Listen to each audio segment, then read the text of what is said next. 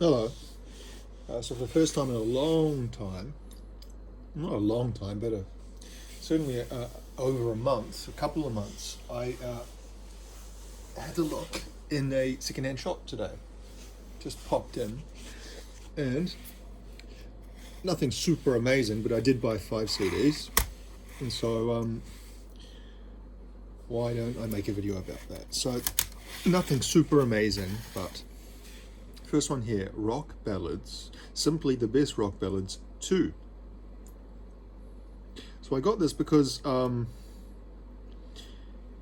it's kind of 2000s, late 90s, 2000s era of rock ballads. And there's a few good songs on there that I don't have on the albums.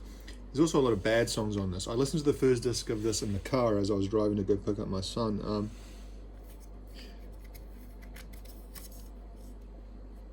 Look at the kind of sorry, I don't know what's doing that. The kind of design theme, the tattoos, tattooed arms grasping the microphone with the cord wrapped around his fist, the tattooed hands.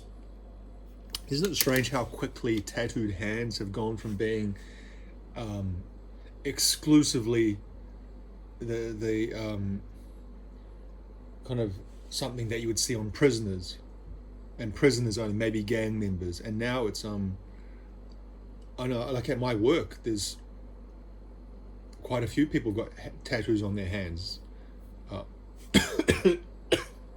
see around the streets, it's kind of become not normal, obviously, but it's far more common than it was even 10 years ago. Kind of these things change quickly nowadays, it seems. Kind of a social norms seem to turn a lot quicker than they used to. Anyway, it's a double disc. Also available, what else we got? Rock ballads, 80s rock ballads, 80s rock ballads 2, and 90s rock ballads. Okay, so what is this? It doesn't say 2000. This is just simply the best rock ballads. So what they're saying, this is kind of an overall. But anyway, Filter, Take a Picture, great song. Just kind of pick out some of the ones I like. I like that song, Seether and Amy Lee, Broken. It's not like amazing or I love or anything, but it's an okay song, which I haven't heard probably since when it came out. Like, it came out probably over 20 years ago now. Sorry, I'm going to turn a light on so that maybe that will help the focus a bit more. The Audio Slave Be Yourself song, that's okay. That's off their second album, I think, which I've never actually owned. To be honest, the rest I'm not really seeing, yeah. Nothing amazing there. Then the second disc, we got She Had, which is a New Zealand band, Home Again. It's a classic song. Now, I saw this in the shop. Faith No More, Last Cup of Sorrow. Wouldn't class that song as a ballad or anything close to a ballad.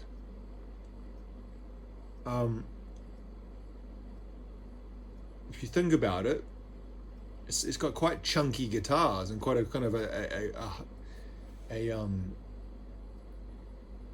quite a heavy riff, repeated guitar riff throughout it. It's like doesn't seem to have any of the aspects that you would think would make up a ballad. But anyway, it's on here. Stone Pilots, Interstate Love Song again. I guess it's a little bit more ballady, but still not something I'd immediately think of as a ballad. Slide by Goo Goo Dolls. They got a lot of other songs that are more ballady than Slide. Slide's kind of quite a high energy kind of rock song. Matchbox 20, Theory of a Dead Man, Slipknot, Snuff. So there's a lot of kind of, I guess, butt rock and post grunge type stuff on here, put out by Rhino.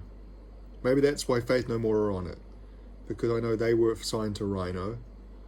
Maybe they just chucked it on here because it was a band that they had the rights to their songs. Because a lot of these songs I'm seeing on here aren't particularly ballady. Anyway, that's what I got. yeah. To be honest, if I had, I haven't bought CDs much this year at all, and maybe if I had bought the CDs more recently, I would kind of pass on this thing. But because I haven't bought anything for such a long time, I thought, well, I'll get it anyway. Next up, George Harrison's Cloud 9. Never seen this around before. This was his last solo album he ever made. Probably about, he died in 2001 or 2000? 2001. He died in 2001. Or was it 2002? In the early 2000s, he passed away. He made this in 87, I think. He released this. And after this was released, he didn't release anything else. I think he released a live album in 92, a George Harrison live album. But certainly no other albums. He did do the Traveling Wilburys project, which was the following year. I think that came out 88, 89. So he did that immediately after this album. And then throughout the 90s, I guess he was involved with the anthology, the Beatles anthology project in the early 90s. I think I just read something recently that they worked on that. Not that it would have been a full-time job or anything, but from 92 through to 95. So I guess that would have taken up a lot of his time. Like I said, he released a live album in 92-ish. Then he was sick, of course. So that would have taken him away from making music. And he was attacked in his house. That was in 99. But the 90s were quite a quiet period for George Harrison. And that he didn't release anything other than a live album. And with the Traveling Wilburys. I'm sure he did other bits and pieces and maybe guest things, maybe produced stuff for other people, I'm not sure. But anyway, Cloud 9 actually sold pretty well from memory. What songs we got on here? That's What It Takes. When We Was Fab. Love that song. That's a great song. Like a real Beatles, like obviously written it that way on purpose, almost like kind of like a homage to the Beatles in the style of the Beatles. But really catchy, memorable, bouncy, kind of happy sounding song. Got My Mind Set on You, which was, I think, a #1 single for him. Now, this looks a little bit strange, the case. You can see, so on here it says George Harrison Cloud 9. There's no record label logo. I'm not sure if that was the original artwork. Not the greatest artwork I've ever seen. And to be honest, I would expect a bit more from George Harrison than that. But anyway, and over here, still no record company logo. Usually it'd have Warner's or whatever. He was Dark Horse, so he had his own record label, Dark Horse. But obviously it would have had a distribution deal with one of the major labels like EMI or something. And then down here, it got a Russian. So if this was like a Russian release or it's a bootleg, produced by Jeff Lynne and George Harrison. You can really hear the Jeff Lynne influence in the production. But then the CD itself looks official.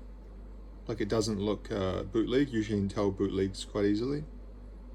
Now this is only classic rock and roll edition. All around the side. What does that mean? Only classic rock and roll edition. What's the classic rock and roll edition? I don't know. This is only that apparently. But then if we look in the liner notes,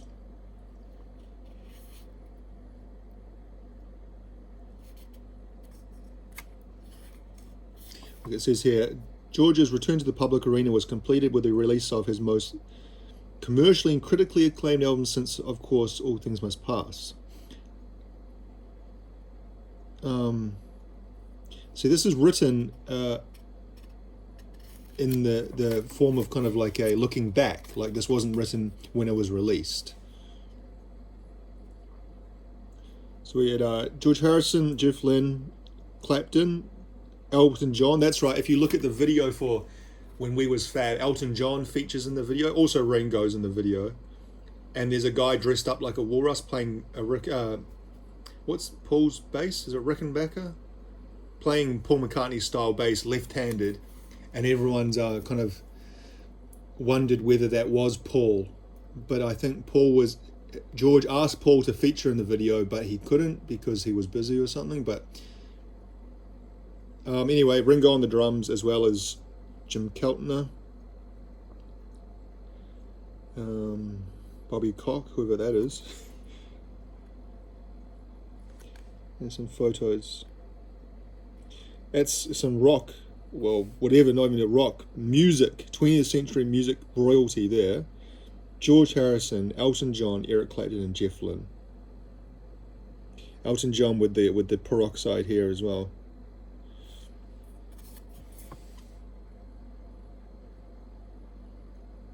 Special thanks to Olivia Trinidad, was that as his wife before they married?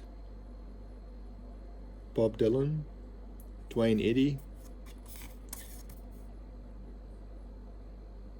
John, Paul, and Ringo. Danny, that's his son. Okay, so he had Danny with Olivia, so they would have been married by this time, that means. Okay, there's a little write-up. Hang on, did I miss something? There's a little write-up about each song. That's cool.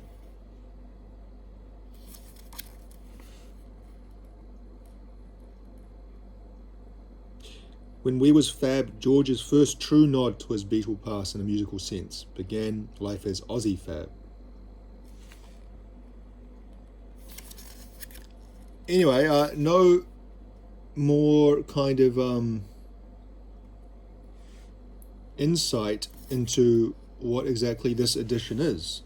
Some sort of, not the original release, because like I said, that was like written retrospectively, that little write-up there, and it mentioned 1989, which is 2 years after it was released, and then it's got all this only classic rock edition around the side. So regardless, the jewel case hub is broken, but the condition of the CD actually looks very good. I'm happy to have it, because I've got a few George Harrison. I've got All Things Must Pass double disc. I've got something else. Anyway, I'm happy to have that. Never seen it around before. In a similar vein, well, kind of, something I've never seen, I never thought I would see. Not because it's super sought after, it's kind of not really common because it's not very popular.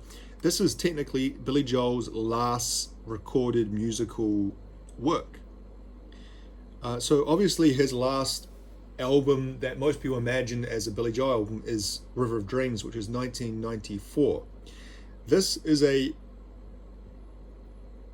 it's several pieces of classical composition. Music composed by Billy Joel. Fantasies and Delusions, piano, classical piano. Not actually played by Billy Joel, played by that guy there, his mate. I think his name is Richard Koo. Did it say over here? Yes. Music performed by, Jew. He's a British Korean or Korean British pianist. And I've always been curious about this. I've never listened to a single note of this music. But I've been curious about it because that's always kind of been, for me, one of kind of, I'm sure he's talked about it and explained it, and maybe some biographers have explained it as well, and it's kind of known why. But for me, I've always been interested why Billy Joel just kind of stopped making music 30 years ago. Why he had such a period of success and quite prolific through the 70s, later half of the 70s and the 80s. Slowed down a little bit into the 90s, of course, but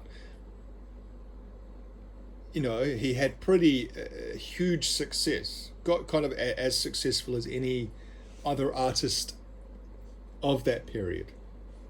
And then he just kind of came to a dead stop. And he still tours, obviously, or I don't know if he actually, last I heard just recently, he was quite sick. I'm not sure. He's getting on now. He's got to be, in his 70s. But anyway, he it's not like he retired from music. He still plays the music and has toured, but he didn't release any new music. And it's kind of like, why? And I think I've talked about that a little bit before, and I've shown some of the other, because I've got a lot of Billy Joel albums, and I bought this kind of as a way to kind of I want to complete his discography, and this is part of that, in my opinion. And like I said, it's something I've never seen around before, and the likelihood is I'd never see it again if I didn't buy it, or certainly not for $1 I wouldn't see it, which is how much this cost. And so yeah, kind of interested to hear what this sounds like. To be honest, classical piano is not really my go-to music. I find a little bit, it sounds like background music, classical piano to me, doesn't it? Without the full orchestra of like whatever, like a symphony or whatever. Classical piano can be a bit, and this might be sacrilege to say, but a little bit one-dimensional. And I'm not a pianist, and so maybe certain things I wouldn't really understand why something is good or isn't good. But anyway, that's what this is, and I'm somewhat interested to listen to it because I love Billy Joel. I love the work of Billy Joel throughout his entire career, as cheesy as some of it is. And so I'd like to see his take on kind of piano music without that pop sensibility as the main driver. It might still be present in some aspects, but certainly not as the main thing. A 3-minute pop song. Recorded in Vienna. Not much else in there, it's just a single leaf. Anyway, so yeah, kind of both that and the George Harrison kind of unusual because things that I know of both those, but never thought I'd ever see them just sitting around. A James Taylor album. I was of two minds whether to get this because actually I've never even heard of this album before, but I saw it's an album he released in 91. Now the album I've talked about before is Hourglass, which was released in 97, and that album I like a lot. I've kind of got a soft spot for that album. But James Taylor, I wouldn't say he's hit and miss. I wouldn't say that. It's just the stuff that appeals to me. I don't like everything he does. Some of the stuff he does I find a little bit boring. Some of the stuff he does I love. But I thought, well, this is another 90s album. And certainly the 90s is not a period that people associate with James Taylor's peak.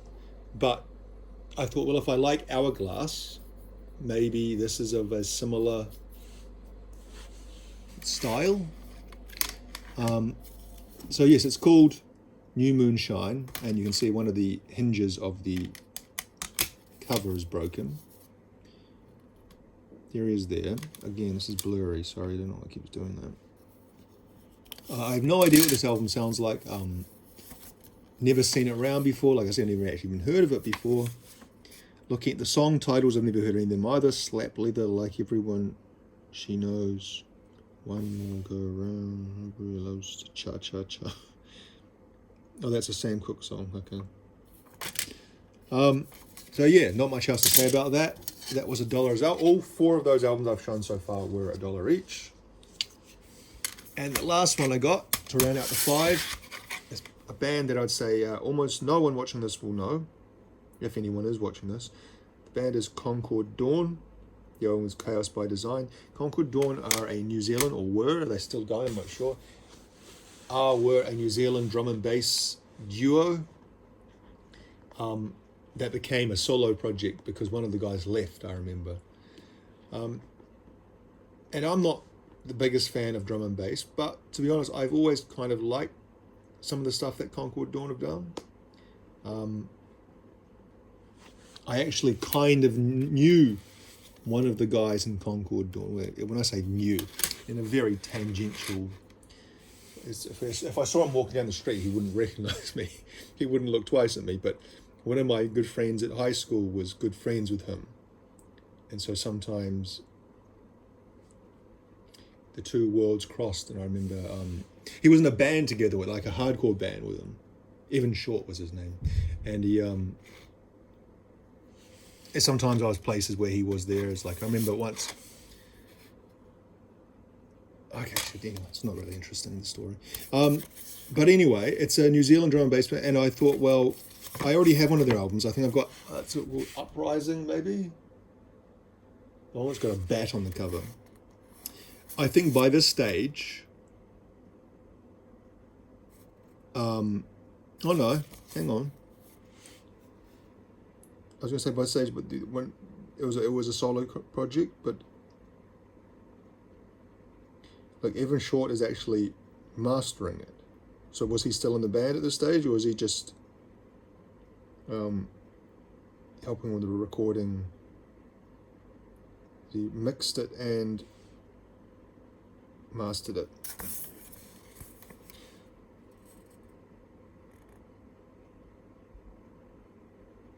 Who knows? It's not really that important. Oh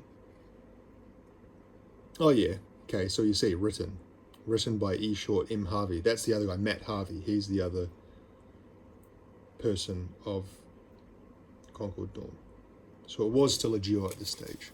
So I don't think I've ever heard a song off this, because this came out in 2006, I think I said. And by that stage, I certainly wasn't seeking out.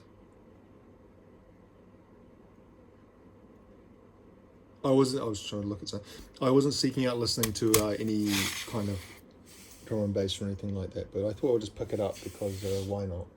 So yeah, 5 CDs, $5, not bad. A couple of those I'm quite happy with, those two especially. But yeah, first time in a long time.